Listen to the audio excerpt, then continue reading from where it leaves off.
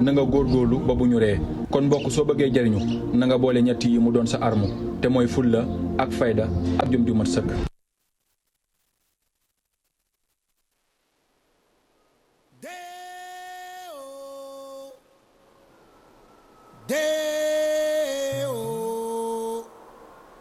Daylight come and me want go home. Ide oh. Daylight come and me want go home. Wake all night and a drink a rum. Daylight come and me want go home. Stop banana till the morning come. Daylight come and me want go home. Come Mr. Tallyman, tally me banana. Daylight come and me want go home. Come Mr. Tallyman, tally me banana. Daylight come and me want go home. It's 6 foot, 7 foot, 8 foot bush. Daylight come and me want go home. 6 foot, 7 foot, 8 foot bush. Daylight come and me want go home. Oh. Daylight come and me want go home.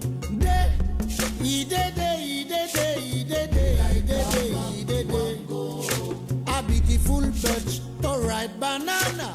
Daylight come and me want go home. I did that black taranza. Daylight come and me want go home. It's 6 foot, 7 foot, 8 foot birch. Daylight come and me want go home. 6 foot, 7 foot, 8 foot birch. Daylight come and me want go home. Wake all night and a drink a rum. Daylight come and me want go home. Stop banana till the morning come. Daylight come and me want go home. Daylight come and me want go home. Daylight come and me want go home. Wake all night and a drink a rum. Daylight come and me want go home. Stop banana till the morning come. Daylight come and me want go home. Come Mr. Tallyman, tally me banana. Daylight come and me want go home. Yeah, come Mr. Tallyman, tally me banana. Daylight come and me want go home. Daylight come and me want go home. Wake all night and a drink a rum. Daylight come and me want go home. Oh. Daylight come and me want go home. Daylight come and me want go home.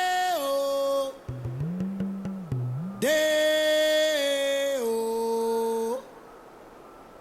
Daylight come and me want go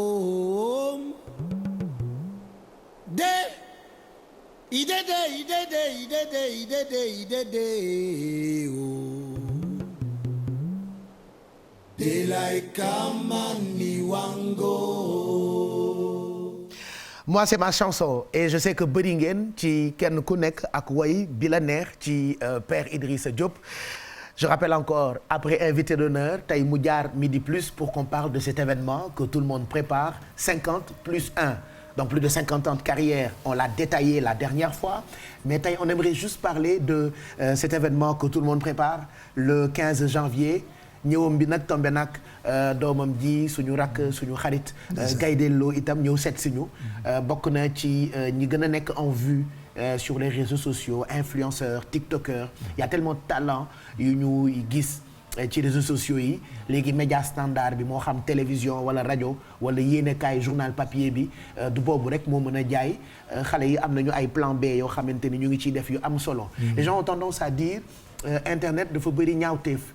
Fii Sénégal da ngay dégg nit ne sénégalais yi xamuñu nu ñuy jëfandikoowee internet et pourtant ñi koy jëfandikoo ci luy jëriñ ñoo ëpp comme Gaydel mii ñu seet si tey xam naa dinañu jox ay contact am ak ñoom seen parce que sànq ba tey yéen a ngi réagir ci teewaayam ci Midi Plus bi mais d'abord Père on va parler de cet événement que nous préparons muy le 15 janvier 2022 la fois maa ngi la naan pourquoi datu 15 janvier bi mais tey question bi day nekk lan moo tax 50 plus 1 mënoon nga wax rek ni 51e anniversaire de carrière bu Idrissa Diop mais da nga ci def feeling boo xamante ni moom lañ la xamee depuis très longtemps 50 plus 1 c'est ce que nous allons célébrer le 15. ndeysaan non loolu la ñuy célébrer ma ciy woo vraiment toute la population sénégalaise ñëpp parce que man ñëpp lay woo di ci woo autorités yi ma invité ñëpp di ci woo aussi suñu mentor suñu président Macky Sall moom laay wax nag. sa xarit suma xarit la moom. président Macky Sall maa ngi ko ci woo vraiment ci bés bi. parce que keroog après émission bi les gens m'ont dit mais xanaa père Idi day politique léegi. non Idi Macky Sall la faral je leur ai dit Idi kii def lu baax la faral. exactement voilà ku bëgg dëkk bi la faral quoi que muy Macky Sall que muy keneen. et c'est tout à fait normal. et puis mooy suñu c'est-à-dire mooy li ma la wax keroog rek. le président Macky Sall c'est le président de tous les Sénégalais. def ne mi ngi def lu rafet. mais pourquoi duñ ko wax. bu defee lu rafet mi ngi koy def fële ci Touba. di ko def fii ci Dakar di ko def ci fële Kaolack. di ko def ci yeneen ay Tambacounda Podor. Matam et tout ça di defar muy rafet. mais pourquoi ñun on est des vendeurs de rêves. ñun on est des marchands de bonheur. te fi mu yànjee dañ ko war a wax. fu ñu ca suuf rafetul ca kaw la yànjee voilà dañ ko war a wax non mais c'est vrai. donc mais Timis genre mënoon nga wootee grand théâtre ci esplanade bi par exemple sénégalais yëpp ñëw mënoon nga dem peut-être benn stade wala feneen pourquoi Timis pourquoi nga ni événement bi on va fêter ça ci géej gi au bord de la mer pourquoi cette décision nga xalaat ni sénégalais yi le 15 dañoo war a ñëw ñun ñëpp au bord de la mer célébrer 50 plus une année bu Idrissa Diop. xam nga foofu laaj bu am solo la xam nga géej. dafa am solo trop ci suñu dafa am njariñ. ci ñun. moo tax yàlla sàkkal ñu ko. donc boo xoolee bu baax. dama ñëw Timis xool mënoon naa ko defee feneen waaw am na ay kii mais te mu xam nga lébu yi dafa am spécificité lébu donc foofu jour boobu dañu bëgg a wone cosaanu lébu wone la culture du Sénégal en passant par fi ñu bokk mooy lébu gi quoi donc moo tax bi ma demee et puis endroit bi daf di endroit bu assez magique. C'est particulier. C'est très beau. C'est un bon coin. Voilà. Et puis ça appartient à un ami qui s'appelle Boris Sow. Boris mooy suma xaritu benn bakkan la. D'accord. donc ak Peggy ma leen di nuyu der ak soxnaam. di vraiment kontaan bi ma ñëwee xool affaire ma ne mais attends wala ñuy def et puis c'est grand là-bas. et puis dañu am peexu géej gi. moo am njariñ ci ñun. am njariñ ci ñi fay ñëw yëpp donc loolu moo tax ma choisir vraiment. endroit boobu parce que c'est très très beau et c'est-à-dire ça sort du cadre des salles qu'on a l'habitude de ay grand théâtre kii ay yeneen salles yi quoi j'ai voulu vraiment ça def ko benn fête boo xam ni fête populaire la quoi fête boo xam ni ñëpp lay woo mais quand même très select oui select très select parce oui, que ça va être select man le programme que j'ai vu vraiment ce sera une soirée select quoi. waaw ce sera une soirée select et puis comme dañ ko jagleel xam nga parrain d'honneur bi. l'invité d'honneur évidemment mooy le président Macky Sall. mais le parrain d'honneur c'est Youssou Ndour et son épouse. donc loolu aussi maa ngi ciy woo Youssou aussi parce que. Youssou Ndour gisaguma la de dégguma la aussi enfin dégg naa ko damay tey rek déggante nañu bu baax sax mais maa ngi ko ci woo njabootam yëpp ñoom Bouba Ndour ñoom Ndiaga toute la famille et puis télévision Futurs Médias ñëpp ñëw c'est sûr qu'on parce que le matin dañ koy commencer par un sommet culturel sur le climat sommet culturel sur le climat boobu moo tax nag ma choisir endroit boobu parce que géej gi érosion côtière bi dafa doy waar Baye Cheikh xam nga ñun ñu ngi fooy loo xam ne daf ñuy lakk ëllëg dafay du baax ci ñun ëllëg parce que gis nga la poubelle qui est au-dessus de nos têtes là yàlla bu ko yàlla wàcce moo indi dérèglement climatique bien sûr décembre mu mel ni été waaw xoolal loolu décembre mu mel ni été ak yooyu yëpp la ñu war a wax on a invité tous les organismes qui s'occupent de ces genres de trucs sur l'environnement. Sur l'environnement ñoom ñëpp fay. ambassadeurs yu bari dañ fa ñëw. le 15 le matin. ça commence à 10h du matin. ça se termine à 17h le soir. 17h l'après-midi. bu ñu paree nag après ñu commencé nag installer le truc pour le spectacle. Pour le spectacle nekk clou journée bi. Voilà. c'est-à-dire ce qui est intéressant aussi ak sa dernier album Alerte. ticket acheté album offert. Absolument. Et tu dînes en même temps. Oui. Et nga mën a enjoy musique. Absolument. Pourquoi tout ce plaisir-là pour les gens qui vont venir ci spectacle bi. Parce que plaisir bi mooy rek le truc que je dis souvent quoi. c'est-à-dire booy woo ay nit. ñuy ñëw sa soppe yi la seet si. ak jeunesse bi fi ñu ma teg ak yooyu ma ni mais attends je vais offrir l'album ce jour-là à ces gens qui vont être nombreux qui vont venir et tout ça. loolu rek moo tax ma def ko parce que man du may jouer. xam nga du may jouer Dakar lu bari. C'est vrai. une fois par an. en 2 avions wala yooyu voilà. donc ay spectacle laa mën a def ay scènes yu mel nii. vraiment jox leen nag li nga xam ni moom laa leen gardé pendant 1 an ou 2. jox leen ko di ci invité. artistes yëpp nag ñi ma tudd. parce que Cheikh Lo sànq woo na ma. maa ngi ciy invité Viviane di invité aussi suma doom ji Wally Seck. di ko woo bu baax sax moom. et ak ñoomin Titi aussi. À propos de Titi moom demain elle sera mon invitée. Titi elle sera là demain. Titi nag man sama soppele. moom dina fi ñëw dina ñëw midi plus suba. Titi maa ngi laa nuyu. waaw maa ngi laa nuyu di la bëggee bu baax gëj nañu gis nag mais maa ngi lay invité soirée ba. samedi 15 moom. ne ñëpp ñëw. artistes yi ñëw.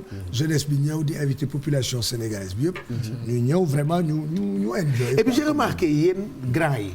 Depuis un moment yéen a ngi sensibiliser àdduna bi ci environnement j'ai vu que Baba Mal ambassadeur la ci yëfi environnement.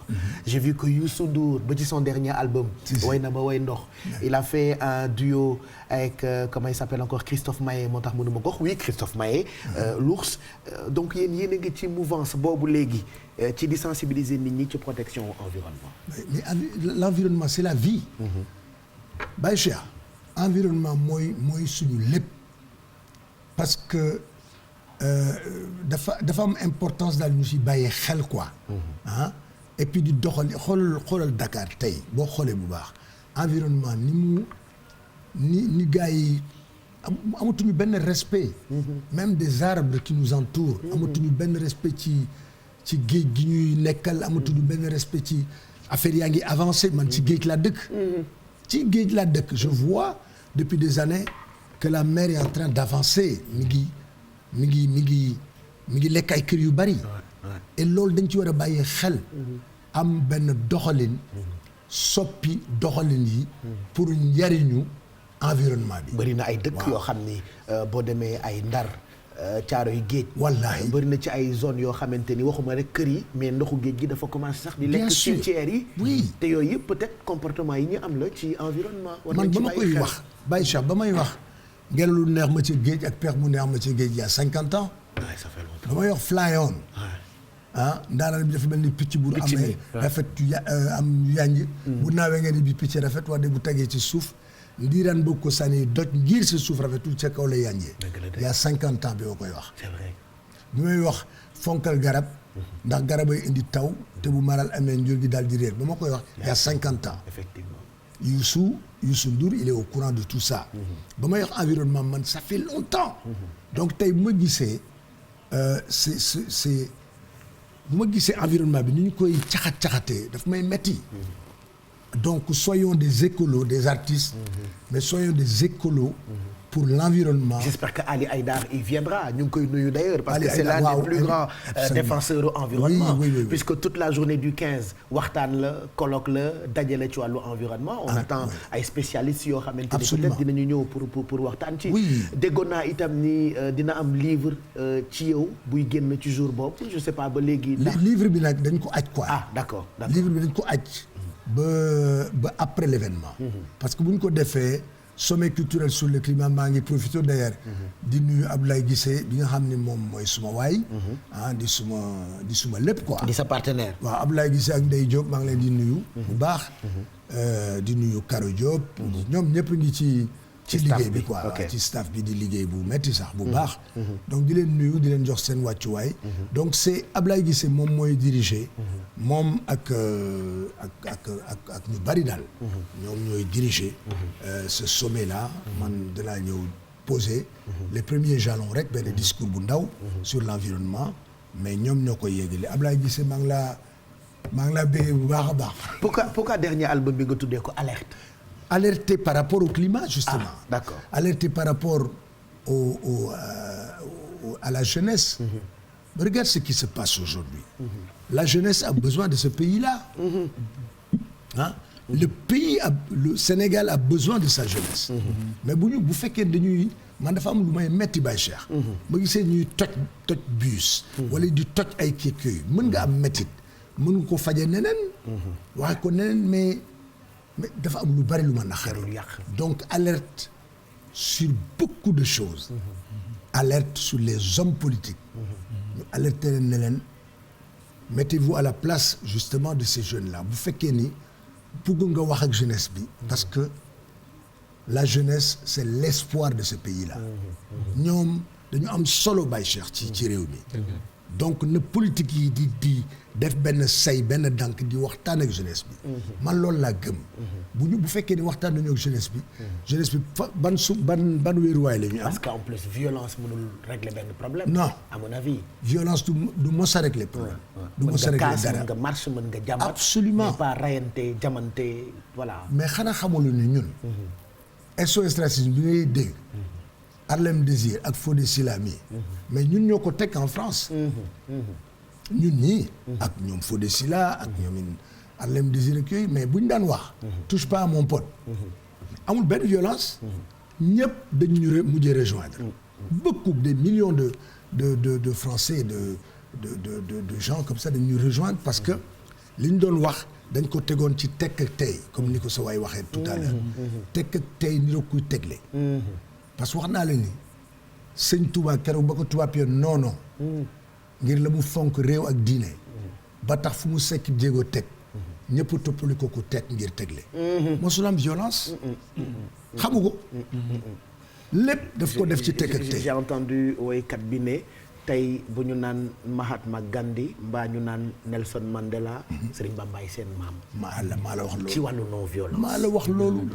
ku wax loolu. waaw dégg naa ko ci Adiouza waaye xam naa baayam Ouza moo ko waxloo. ndax dégg naa ko itam ci Ouza. wallaahi. voilà j'ai entendu Adiouza moom itam elle viendra nous voir très prochainement.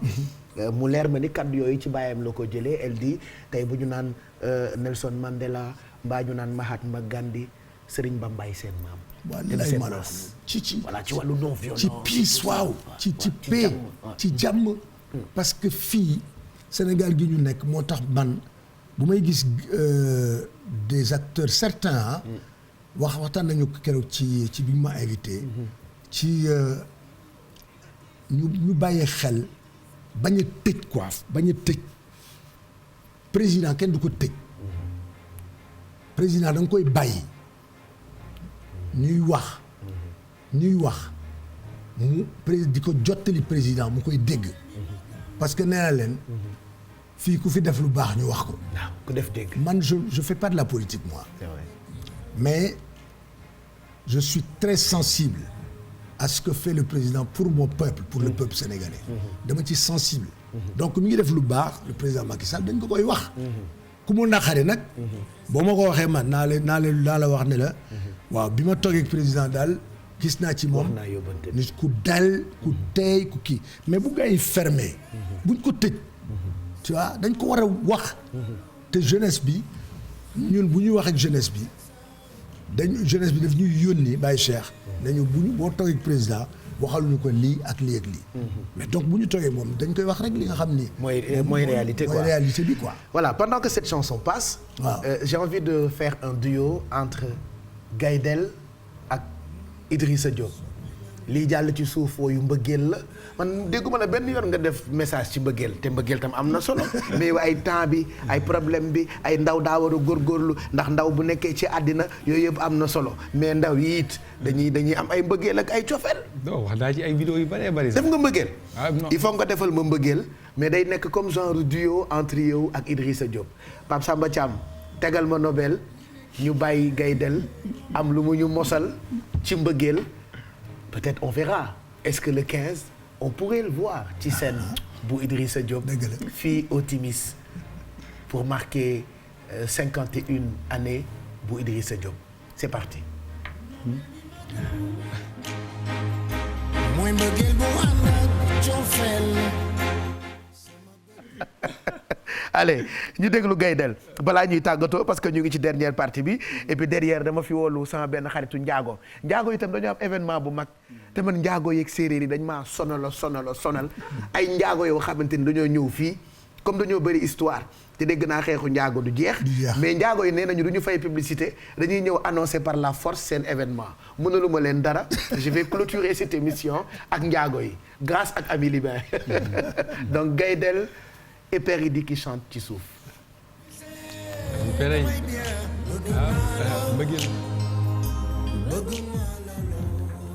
mbëggeelu ñaari way bëggante yi ci ay reen lay jóge door a doon garab confiance nag moo koy suuxat waaye jéggale ak jéllale moo koy dundal garab googu nag du suuxatu mukk lu dul respect ak dignité lalu ko te it góor bu bëggee jigéen dafay fexe ba lu mu diggee mu man ko te mu nar ko te bu jotee mu def ko jigéen nag ki ko mën a yor mooy ki ko yërëm ak ki ko bëgg ndax ki la yërëm du la teg loo àttanul ki la bëgg it lu mu am dina ko bokk ak yow kon yow mi nga xam ne yaay sëy da ngay sëy ki la bëgg ak ki la yërëm ndax ñaar ñooñu rek ñoo la mën a yor jigéen nag boo ko bëggee yor da ngay suuxat kàddu dëgg ci moom te lépp loo nar soo ko waxee nga jéem koo def ndax am na jigéen ñoo xam ne mën nañ laa muñal lu ne waaye bis boo leen waree wala nga wax kàddu goo xam ne du kàddu dëgg rek nga xam ne bis booba lañ lay bàyyi. fu la nit mënee jot. beaucoup de respect. waaw fu ma képp koo xam ne bëgg na maa jot. incha allah bu contacter yaakaar na xaaral ma xool numéro bi. bu contacter 77. moo woowee 77 wala mu woo ma si numéro Tigo bi.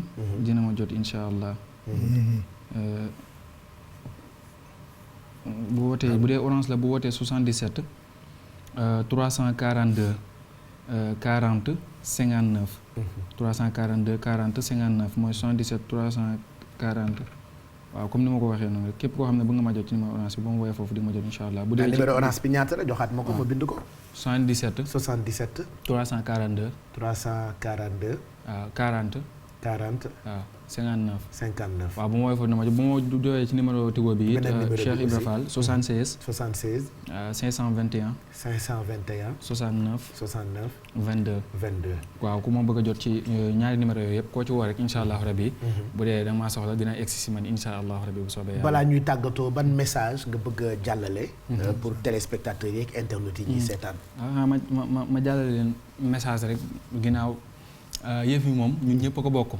ñu xool rek dañ koy kiiyee. amoon na benn message boo xam ne defoon nañ ko ci Afrique. ñu tuddee ko au Afrique. comme li sëñ bi wax ñun dañuy poète. ba ci livre yooyu gars yi di bind sax incha allahu rabi dinañ gis suñu bos ci kàttanu yàlla. macha allah dinañ ko bindee ci olof. ba ñëpp mën cee jot incha allahu rabi. ñun bind nañ benn émission sax boo xam ne incha allah. yàlla bu dogalee nit ñi dinañ ko gis ci kàttanu yàlla. incha allah bu soobee yàlla. waaw poète bi moom ñu koy tuddee au Afrique. nga au Afrique. depuis kañ yaa ngi jooy sa doom yi ñu dëkkee not ñu sax si nooy séddoo sa suuf jàpp say doom jaay jël say ressources transformé di la jaay signé loolay convention yu lay delloo ginnaaw sax si roy te ñu war laa roy lii dafa ñaaw ku woote révolution kaso di sa kër mbaa bàmmeel Mandela Thomas Sankara ñi bañoon noteel révolution des idées pas de violence mandu te am ku ne wax xalaatam ak sañ di kaas réew du développé si làkku jàmbur ku fi xam na wax réew moo fi gis mu dem dooleel na làkkam dëgg du ay nax maa ngi reefe kañ la Afrique di moom boppam suufam koomam xalaatam jàngam maa ngi reefe kañ la Afrique di gëm boppam unité africaine am ba ñu yem si wax ndax ñu mën a dem tubaab yaa ngi tibb suñuy ressources di yóbbu di gën a woomal ñun ñu gën di ndóol lii dafa ëpp ndóol la tax say doom océan Atlantique doon seeni bàmmeel te seeni suuf fees ak i kom dog jot na bu mu noteel panafricanisme la ko bëgg a jiitee naxee askanam te ku falu fuuyu fàtte jiital am amam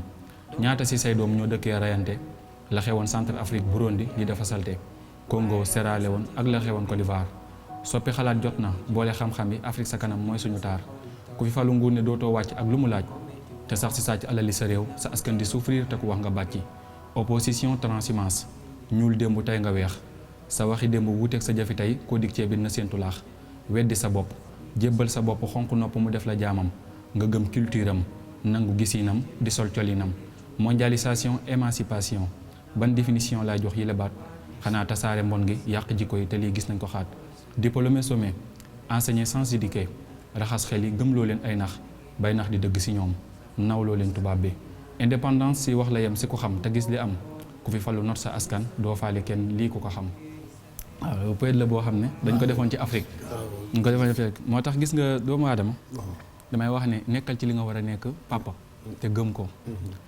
damay nettali benn histoire ci benn sëriñ boo xam ne dafa amoon benn xale boo xam ne dafa nekkoon ci daara ji xale bi moom mujjee ñëw ci daara ji waaye sëriñ bi moom la ci gën a bëgg loolu nag naqari mag ñi nga xam ne ñoo nekkoon ci daara ji benn bis ñu ñëw ci sa am juróom ñu ñëw ca sëñ ba di ko wax ne ko ñun daal ni nga joxee cër xale bi gis nañ ne joxe woo ñu ko cër te loolu naqari nañu léegi sëriñ bi daal di toog ba bés mu woo juróom ñooñu daal di woo xale bi daal di wax juróom ñooñu ne leen dem leen wutal ma juróom benni picc ak juróom benni paaka léegi bi ñu ko andee mu ne leen damaa bëgg yéen ñii ku ci nekk nga dem ba fu la kenn giseewul nga rey fa sa picc daal di jox xale bi ne ko demal ba fu la kenn giseewul nga rey sa picc ñoom ñëpp ku ci nekk dem rey sa picc andi après xale bi ñëw ñu gis ko mu yor paaka bi ak picc bi mu yoroon sëñ bi ne ko yow lan moo tax reyu sa picc mu ne ko damaa da nga ne ma demal ba fu la kenn giseewul nga rey fa sa picc te man daal gis naa ne fépp fu ma dem damay gis ne yàlla mu ngi may gis kon dégg-dégg ba ca xale ba am mooy nit ki ak looy mën a def rek na nga xam ne suñu borom mi ngi sa ginnaaw loolu nag la ma cay dugal mooy mbirum Afrique bi nga xam ne moom laa wax parce que gis nga yàlla suñu borom bu la dénkee dara dangaa war a xool na nga koy sàmmee ak ku mën a doon tey même ki nga xam ne moo ñu jiite sax maanaam donte ka ne am na garaat bu ko suñu borom takkal waaye sañ-sañ ba mu am ci réew mi moom laa ci am ndax carte la yor ma yor carte fi la juddoo fi laa juddoo dëgg la kon nag lam ca sañ rek laa ko sañ amaana nag nguur moom yàlla mooy xool ki ko neex mu di ko jox te wax naa ne ma ne su nekkoon ne nguur suñu borom ci maanaam ci kii la koy joxee am na ñoo xam ne suñu borom la ñuy xëyal di ko gontul te aussi parfois sax amaana lu ñu lekk mën na leen a të kon nañuy gën a góorgóorlu bu baax a baax a baax te ku ci nekk rek la nga tanee sa morom nga di ko ci jàppale bu baax a baax a baax a baax waaw loolu yi da ci am solo bu baax macha allah voilà en tout cas ñun kontaan nañu macha allah xam naa di nga dellu siwaat ñu gën a yaatal incha allah parce que lu fi baax rek yaatu woon na Futurs Médias da ciy bëgg dugal loxoom am na yeneen yoo xam ne ki woon nañ ko mais xañ na temps bi moo ko dul maye gàtt na waaye baneen yoon incha allah rabbi dina gën a yaatu ñu gën cee yaatal ay mbir yoo xam ne dencal nañ leen ko daal incha allah incha allah man de bëgg naa lool et puis bon courage waaw man kontaan naa man tamit sama xol dafa sedd je te souhaite bonne chance en tout cas macha allah et puis avoir la chance de le rencontrer comme ça rencontrer la jeunesse sénégalaise de par lui et puis qui est suivi par beaucoup de gens yow ñu bari dañ lay bàyyi xel donc yéen vous êtes l'avenir de ce pays là bu leen bàyyi kenn di leen xam nga di leen distraire quoi tey leen fi ngeen tey baax na voilà Gaydel merci et bonne chance mën ngeen ko suivre ci compte yu mu am ci réseaux sociaux yi TikTok waaw maa ngi ñu ngi TikTok ñu ngi Instagram insha allahu rabbi bu soobee yàlla képp koo xam ne bind nga Gaydel 2 rek soo ko bindee di nga jot ci ñun waaye it maa ngi sant ñi nga xam ne ñoom it dañ ciy taxaw bu baax a baax di ziare Baye Sini Ndar ak sëñ Fallou Lo ak samay xarit suñu Cheikh képp koo xam ne yaa ngi bàyyi xel Gaydel rek Ibrahima Fall mi ma doon wax ak Pape képp koo xam ne yaa ngi bàyyi Zal ñëpp maa ngi leen di ziare di leen bëggee bu baax a baax di ziare Altaf Ballago moom it sama xarit la di ko baax moom it di jàpp ci liggéey bi ak maas mi nga xam ne moom laa àndal kon man sant naa ñëpp di ziare sama papa ji kontaan naa ci kàddu yi maa ngi koy rafetlu bu baax a baax te am naa ci mbégte di siyaare bu baax comme ni ma ko waxee woon Maguette soxna Khadija Pape Cheikh bég naa sama xol sedd na amagoo jabar yow gars yi ñu ngi lay bind ay message ci suuf si kanam incha allah ci kanam ci kanam mais xale yi ñu ngi lay bind ci kanam incha allah ci kanam incha allah bravo Gaydel moi aussi c'est joyeux anniversaire ah oui am naa dinaa ko booleeg Gaydel ndax moom it nit ku baax la ay soxnaam Amina ak Asi di ko ñaanal gudd fan ak wérug yaram ak ay collègues am yu nekk fii ci télévision Futurs Médias di nuyu tamit jeune boo xamante ni dafa bëgg réewam Moussa Faye la tudd Moussa nag moo ubbi ab télé digital tuddee ko CNM. Voilà donc Moussa Faye moom saa yu ma gisee ndaw yoo xamante ni bëgg nañu réew mi jëm kanam te xaaruñu état dama koy xalaat. yàgg na nekk sama homme de l'année donc tey ñu ngi koy béggee di ko béggal Moussa Faye ak personnel bu CNM. Vous pouvez les regarder sur internet sur YouTube par exemple ils ont vraiment de bons programmes et c'est un jeune qui donne de l'emploi à d'autres jeunes Moussa Faye ñu ngi koy nuyu di ko ndokkeel et puis di nuyu tamit Babacar Diop Satar ak soxnaam Ami Samake di ndokkeel itam personnel bu holding Baobab ñoom itam ñu ngi jàpp ci liggéey bi sëñ Abdourahmane Mbacké itam kenn demul mu des moom it ñu ngi koy ziar suba midi plus dina recevoir Titi et puis après demain vendredi oustaz bu bandi bi Fall xam nga oustaz Modou Fall mu ngi nii il faut que ñu invité ko le 15 ans xam naa ko bu baax. le 15 dama bëgg mu ñëw timis mais parce que nee na musique dafa haram vraiment musique dafa haram mais le 15 oustaz Modou Fall day baali ci soirée Idrissa Diop oustaz Modou Fall ñu ngi koy ziar bu baax moom it mu ngi ci liggéey bi ajjuma daañu ànd ak moom ci midi plus bi père yan kàddu ngay tëjee tey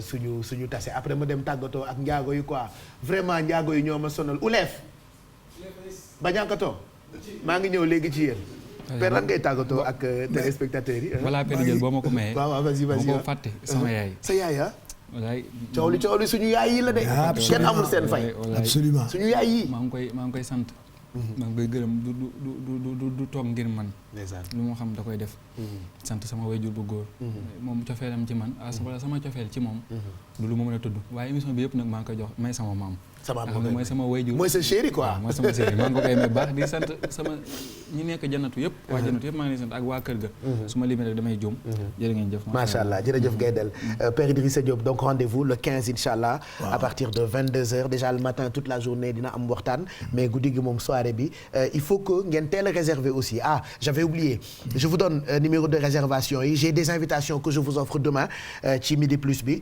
réservé au 78 125 19 23 78 125 19 23 bu dee bëgg ngeen teel a am invitation billet pour mën a fekkee spectacle bi ce sera vraiment autour de plusieurs tables au bord de la mer Père Idrissa Diop du ñu woyal. waaw jaajëf waay mais Ismaïla Madior Fall le ministre moo lay nuyu nit ku baax la. waaw ku baax moo lay nuyu nii. ku bëri valeur la léegi ba bind kii bi ne ma et puis la lionne de Rufisque aussi. Ndeye Ndiaye bu sëñ Abdou Karim. Chef de quartier Almadies 2. la lionne de Rufisque. voilà la nuyu aussi foofu mooy koñu Oustaz Pape voilà Almadies 2 ñoom ñëpp ñu ngi lay nuyu ñoom ñëpp ils seront là incha allah dinañ fa nekk ci le 15. di wax rek ne bon pour clôturer. di gërëm Sénégal yi yëpp. di gërëm réew mi ñu ne. vraiment di leen wax ne ñu am positive action. action yu positif pour développer ce pays là. faut pas ñuy ŋàññ. donc pour waxal ni. lu tax ma def ko le 15. boobu dama bëgg samedi bii. comme ñu ngi ci campagne yeeg. ak yooyu samedi ñu dal ñëw. ñu bëggal leen. te buñ ku fa ñëw moom. di nga bëgg. incha allah waaw ñu ngi woo ñëpp. incha allah ñu bëggandoo. kontaanandoo. sëñ Tuubaa amul morom. jeex na.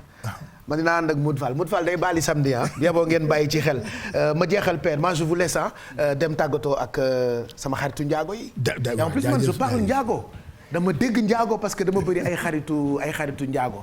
Oulef mais ñu leen jege leen nii comme ça ñu waxtaan très rapidement alors dites-moi qu'est-ce que vous préparez kan mooy làkk njaago ak kan mooy làkk wolof parce que man njaago laa préféré ñu wax tey ci seen passage bi ci midi plus bi il paraît que vous organisez un événement. Oui, on organise un événement bu ñuy wax la nuit des manjaak. la nuit des manjaak maanaam guddi njaago yi. voilà maanaam dañ fi yàgg gis ay guddi séeréer yi. guddi lawbe yi guddi bambara yi. vraiment bon bii paa nag année bii. njaago yi ñoo aye. très bien donc mu bokk date ak Père Idrissa Diop muy la 15. te vraiment njaago yi ñoo aye nag. Père Idrissa Diop sa dafa war a ñëw jàpp ci combat bi. non wala ngeen ñëw parce que ba 22h lay commencé. bu ñu paree Père Idi ñu ñëw nag ci guddi njaago yi fan la ak kañ la. samedi plutôt donc la nuit des manjaak ce sera ce samedi 15. au grand théâtre de Doudou Ndiaye Coumba Rose. ñu ci woo bépp sénégalais d'abord. mais di ci woo njaago yi nekk ci àdduna bi yëpp parce que njaago yi ñu ngi partout dans le monde. et kii di Ndiago xam ne Ndiago yi ci bokk nañ si ñu jiitu France. wallaahi kii di Ndiago ni xam ne Ndiago yi bokk nañ si ñu jiitu ay Portugal. ay Espagne. nekk Sénégal nekk Gambie. donc daal Ndiago fépp fu mu nekk ci Sénégal wala ci àdduna bi ñu ngi lay woo ci jour boobu. incha allah donc c'est une nuit typiquement Manjaak nga xam ne kii di nuit Manjaak daal xam ne lépp luy cosaanu Manjaaku. dina am ci biir. lan mooy programme bi da ngeen di wane aada ak cosaanu Manjaak sur scène. voilà dañuy wane cosaan ak aada Manjaak. ci wàllum ci culture maanaam ci wàllum musique. ci wàllum danse ci wàllum comédie. mais en même temps ci wàllum colin Manjaaku. d'accord parce que dañuy naan Ndiago. foo dem rek xew bu mënti am fii Sénégal tey ji dañ la naan sëru Ndiago. sëru Ndiago effectivement sëru Ndiago dañ koy utiliser ci manifestation yu bari. dëgg la manifestation yëpp sax. wala fi sax dañuy jëfandikoo sëru Ndiago. voilà donc loolu moo tax ñu bëgg a wane suñu cosaan wane tamit li nga xam ne moom mooy liggéeyuñ man Ndiago. parce que Ndiago dafa liggéeykat la. tey boo nee sër bi loolu aar la. ki xëy ràbb. donc xam-xam la koy defee. donc loolu yëpp dañ ko bëgg fësal ci bés bi. wane def benn défilé aussi. mode yoo xam ne. c'est à base de pagne ci c'est Manjaak. donc yooyu yëpp dañ ko bëgg fësal ci bés bi. ñu nar ci nag sargal ci bés boobu. ay nit yoo xam ne ay Manjaaku la yoo xam ne dañu def ay jaloore ci biir Sénégal. tey jii suñu taxawee ñu ne la par exemple Edouard Mendy. kenn dootu ko présenté parce que def na jaloore Sénégal. moom Ndiago international. international la. tey jii boo nee Dominique Pereira ñu koy wax Dip. Ndiago international tey Pierre Da Silva bu TFM. Pierre Da Silva bu TFM voilà boo nee Alain Gomis étalon de Yenenga. Ndiago mondial la. nga ne Émile François Gomis muy franc di lutteur. donc temps yi lutte simple yi am yëpp moom moo koy jël. donc Ndiago international la. mais Ndiago yi dañ ne duñ yem foofu. ci bés boobu dañ cee fas yéene sargal Mbaye Dieye Faye. Mbaye Dieye mbaa Ndiago la moom du Ndiago de. mais Mbaye Dieye Faye. Mbaye Dieye nuru na Ndiago nag. loo wax mu ne ma Ndiago yee sama xarit. bras yi noonu ak. voilà mais loolu yëpp ci sañ sa Ndiago lay sañ sa la ko jëlee Ndiago dafa mën a toiletto. voilà c'est dommage qu'on n'a pas assez de temps tu vas lui donner le micro comme ça moom message bi nga def ci wolof mu def ko ci Ndiago Oulef. waaw Oulef ba yës. ba ci. waaw ba jaane ci tu. waaw ma leen bañ a ba yëcci ni ma Ndiago tu. bu ko mee undu grand théâtre. atu nu ba Ndiago. ma Ndiago tu. voilà aci kancengkelar acu kantelar voilà acu ran Manjaku tu unda rupanya Manjaku tu village yu me bu ci di Guinée di Sénégal bul ko me Manjaku ci se pour olympe me aris peintre wala maire comme bugul ku Manjaku bugul ka ja aci campagne pour lec voilà bu ko me uncamun rukorun ba bukul école aba juk te ceri aba pour organiser grand théâtre comme ba cincun du to bugul ka me valeur Manjaku ndu ka valoriser valeur Manjaku di Sénégal ci à travers le monde voilà parce que banya Manjaku di Guinée bugul ka bi di bi Gambie di ubabu to quand aba ru Manjaku tu comme bi Sylvestre Gomis Paki Dirima Sylvestre dina ñëw ouais moo woyoon xaale bi voilà xaale bi man dama la ba il viendra voilà day ñëwaale mënoon ngeen ma indi Sylvestre Gomis bon suba lay ñëw incha allah bon suba lay ñëw non àggali ci Ndiago man dégguma wolof ah bon àggali waaw donc Sylvestre Gomis dina ñëw suba waaw Sylvestre Gomis ka bi ni Paki Dirima bugul ko bandi fan di aéroport Sénégal voilà unduk yaare bugul mais unda kapu neji di bugul di long nga télé di long radio bul ko mais Sénégal Manjaku cumci mais undu ko ruba ñantu parce que undu wote signa bul ko mais culture Manjaku ci di Sénégal à travers le monde parce que Manjaku bu ci so bañam bi mais bugul ko bekk bugul unda kapu mais unda kapu piban ben undu di Sénégal bugul ko mais undu ci le premier maire de Dakar ak Manjaku waaw na cinca ci Manjaku weka undu ko beklar undu kas pu beklar undu kapu maire réew mi Ndiago yee ko moom voilà waaye nii ci xamuñu loolu mais ci ministère yi ci di Sénégal même du TFM mais ku win Manjaku mais bugul di ko piban ben bugul mais unda ko kapu piban ben undu ba pare télé bi réalisateur bu fi gën a mag Ndiago la voilà Da Silva voilà unda kapu pibalar unda ka me unda bof di Sénégal unda bof di du mundo to voilà unu grand théâtre ka ci unu me aci unu buram Manjaku heure bi jot na mais sañu mën a dagg parce que nee nañu xeexu Ndiago du jeex damay bañ ngeen song ma xeex voilà unda ruba ñaan tu daal mais ba cafal bugul ka ñaan rondo undu pas voilà undu mes mais undu ka unda ngaltam yi conseil di mais de pour undi conseil parce que unu ci undu me aci undu me unda kapu perturul voilà ci di samedi ni dimanche aka undu ka piban culture Manjaku du voilà ba reela ma njàkku itim ma njàkku dimanche da ngeen di xawaare di Parcelles waaw quand sapeur di Parcelles xawaare yooyu neex na voilà waaw voilà ñu ngi remercier Pape Cheikh ci invitation bi parce que c'est normal comme on dit yaa ngi ñu jàppale ci événement bi tey ji li ngeen def ni rëy na si ñun trop parce que c'est pas facile une télévision jël benn pàcc jox la ko wax la nga wax si li nga bëgg a wax te newuñu la fayal donc loolu vraiment ça nous va droit au cœur ñu leen di ñaanal télévision bi aussi lépp li ci borom di séntu mu séntoom mu egg fa incha allah merci ci Ndiago mam baranindi bañaa TFM voilà alors di leen wax aussi waa TFM événement bi da ngeen ci bokk inchallah parce que fu ñuy sargalee Mbaye Dieye Faye te ju moom di borom kër gi yaakaar ne waa TFM waruñu des ginnaaw donc Mbaye Dieye Faye vraiment Ndiago yi dañ koo fas yéene delloo njukkal ba mu xam ne ñun ku ñu jam kenn duñu jam naa di inchallah samedi inchallah merci waaw jërëjëf waay kontaan ci yow bu baax Paul Gilin yow Pierre. man maa ngi tudd Charles. Charles ok voilà. am naa Pierre ci ginnaaw.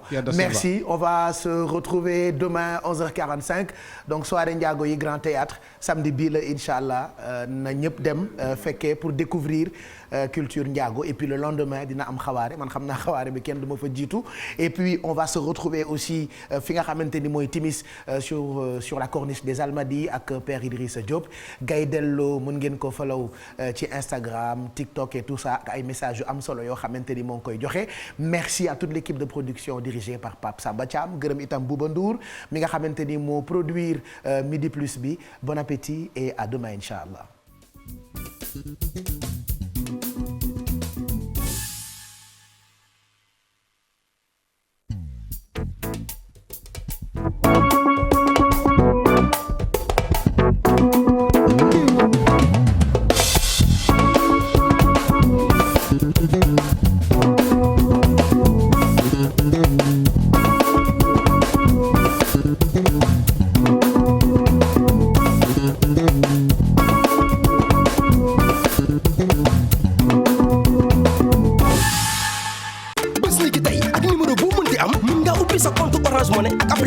ngir mën a bànneex si njëg yi gën a yomb ak kalpe bi gën a wóor Orange Money weesu na kalpe